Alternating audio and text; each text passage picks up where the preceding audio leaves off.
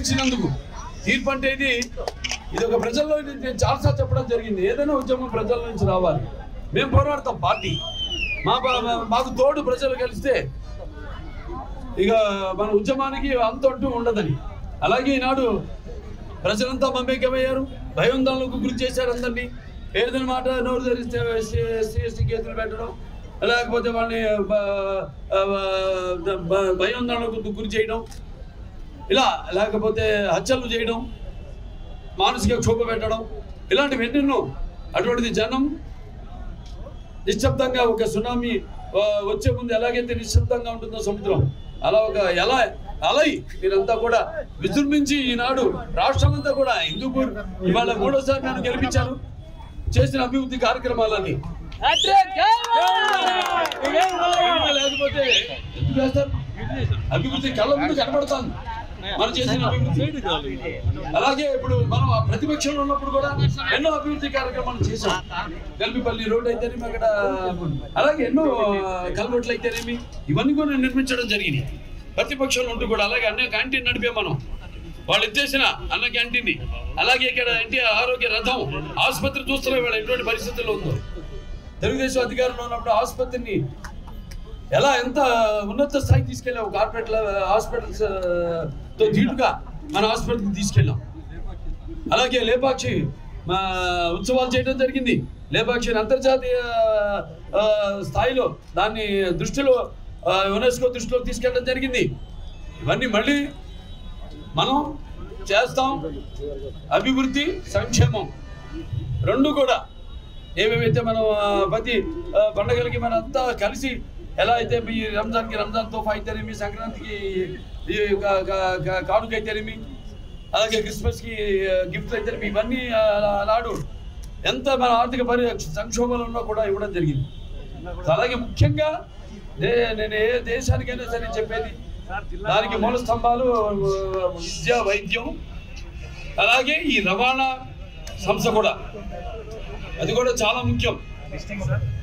చదువు, విద్య, వైద్యం, అలాగే ఈ యొక్క రవాణా, దీన్ని మనం మళ్ళీ తీసుకోవాలి. మళ్ళీ ఎంత దారిలో అన్ని పడేయాలి, మళ్ళీ తీసుకొస్తాం. మళ్ళీ మొత్తం ఏదైతే ఇదివరకు మనం చేపట్టాము కార్యక్రమాలు, ఏవైతే మధ్యలో ఇవన్నీ సరిగ్గా నడవకుండా ఎలాగైతే వ్యవస్థలన్నీ నిర్వీర్యం చేశారో అన్ని వ్యవస్థలను కూడా పునరుద్ధరిస్తాము. ఆ నమ్మకంతోనే మీరందరూ ఓట్లేసే తెలుగుదేశం, అటు జనసేన అయితేనేమి, బీజేపీ అయితేనేమి, అన్నిటికీ దూరంగా, మతాలకు అన్నిటికీ దూరంగా అభివృద్ధి మనం ఉన్న పరిస్థితుల నుంచి మనం ఈ ఊపిలోంచి బయటపడాలి.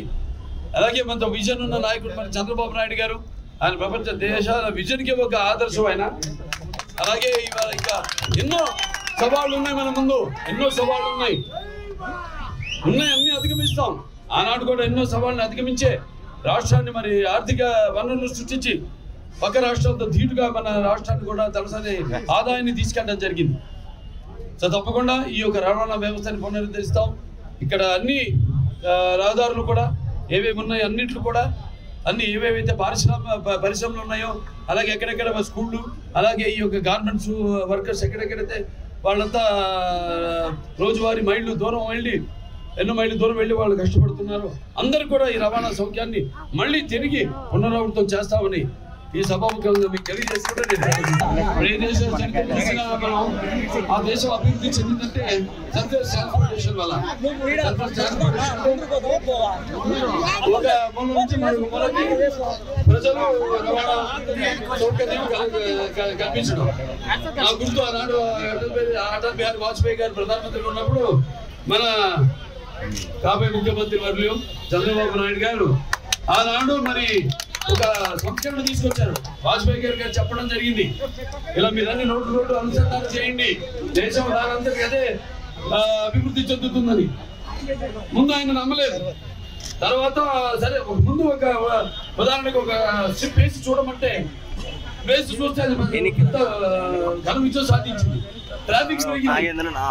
అక్కడి నుంచి మొత్తం దేశమంతా కూడా అవిభక్త ఆంధ్ర రాష్ట్రంగా ఉన్నప్పుడు మరి రోడ్లు అయితేనేమి, రోడ్డు వెడల్పు చేయడం అయితేనేమి, లేకపోతే ఫ్లైఓవర్లు అయితేనే వేయడం అయితేనేమి, లేకపోతే అవుటర్ రింగ్ రోడ్ అయితేనేమి, ఇలా ఏ దేశం చూసినా కూడా వాళ్ళు చైనా చూస్తున్నాం, మన అమెరికా చూస్తున్నాం, దేశాలన్నీ కూడా అభివృద్ధి చెందింది అంటే ఈ యొక్క రవాణా వ్యవస్థ వల్ల.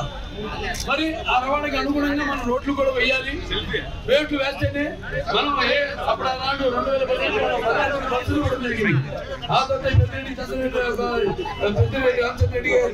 మొత్తం 10 బస్సులు తీసుకెళ్ళిపోయారు ఇక్కడి నుంచి. ఆనాడు కోతులు లేని మనం అన్ని బ్రహ్మాండమైన లింక్ రోడ్లు, అన్ని బీటీ రోడ్లు అయితేనేమి, లేకపోతే సీసీ రోడ్లు అయితేనేమి, ఎవరికైతేనేమి బస్సులకి ప్రయాణికులకి ఎవరికి ఎటువంటి ఇబ్బంది కలగకుండా రోడ్లు వేయడం జరిగింది. మనం చూస్తున్నాం ఇప్పుడు ఇవాళ రోడ్లు మరి అతివృష్టి అనావృష్టి కొంచెం వర్షాల వల్ల లేకపోతే అనివార్య కారణాల వల్ల రోడ్లు ఏదైనా దెబ్బతింటే కనీసం అక్కడ గోతులు మట్టి కూడా పూడ్చే పాపానికి పోలేదు ఈ ప్రభుత్వం. దానికే తగిన శాస్త్రి మీరంతా చెప్పారు. అలాగే ఎంతో మంది నుంచి కూడా బయట రాష్ట్రాలుగా పక్క రాష్ట్రం బెంగళూరు అయితే కర్ణాటక గడుతుంటారు, గార్మెంట్ వర్కర్స్ అయితేనేమి. అలా ఇవాళ చూస్తున్నాం మన బస్సులు తక్కువ అయిపోయి, ఈ రవాణా తక్కువ అయిపోయి, వాళ్ళ ఎలాగైతే ఆటోల్లో ఒక్కొక్క ఆటోల్లో 15-20 మంది ప్రయాణం చేస్తూ వాళ్ళ ఎంతో ఇబ్బందులు పాలవుతున్నారు. అటువంటి పరిస్థితుల్లో మనం ఆనాడు ముఖ్యంగా ఈ యొక్క ప్రయాణ వ్యవస్థకే ముఖ్యమైన ప్రాధాన్యత ఇచ్చి ఆనాడు ఎటువంటి ప్రయాణ అసౌకర్యం జరగకుండా అందరికీ రవాణా సౌకర్యం కలుగజేయడం జరిగింది. ఇవాళ మరి చూస్తున్నాం వాళ్ళు చేసిన పాపానికి వాళ్ళ ప్రజలు తగిన శాస్తి చెప్పారు ఇవాళ ఎన్నికల్లో. ఇవాళ మీ అందరికీ నా శిరస్సు మంచి ధన్యవాదాలు తెలియజేస్తున్నాను. మరిన్ని వీడియోస్ కోసం ఛానల్ ని సబ్స్క్రైబ్ చేయండి. లేటెస్ట్ అప్డేట్స్ కోసం వాట్సాప్ ఛానల్ ని ఫాలో చేయండి. అండ్ లింక్ డిస్క్రిప్షన్ లో ఉంది.